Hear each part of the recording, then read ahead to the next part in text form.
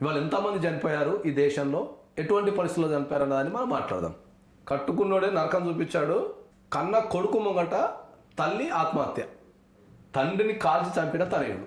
బాసన IIITలో విద్యార్థి ఆత్మహత్య, ప్రేమ విఫలమైందని ఆత్మహత్య చేసుకున్న ప్రియురాలు, పిల్లల్ని ప్లస్ 3 పిల్లల్ని గొంతు కోసి చంపిన తండ్రి. మన చుట్టూ ఇన్ని ఘటనలు జరుగుతున్నాయా? మనిషి చెల్లించడం లేదు. అదే దట్స్ వాట్ ఐఎమ్ టెల్లింగ్.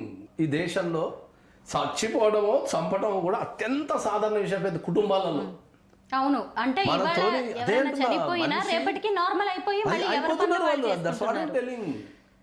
అత్యంత ఇప్పుడు మన కుటుంబంలో మనతోని కలిసి తిరిగిన ఒక అన్ననో, ఒక తమ్ముడో, ఒక కొడుకో, ఒక తల్లో అత్యంత దారుణంగా చంపబడుతున్నా కూడా చాలా చిన్న విషయం అయిపోయింది. ఇప్పటికైనా కూడా ప్రజలందరూ మేల్కొని కుటుంబ వ్యవస్థని చక్కదిద్దే పని చేయకపోతే రేపు అందరం అదే కుటుంబంలో పడి సావటమో చచ్చిపోవడం, అంటే ఒక చేత చంపబడటమో లేకపోతే మనమే చచ్చిపోవడం అనేది జరుగుతుంది.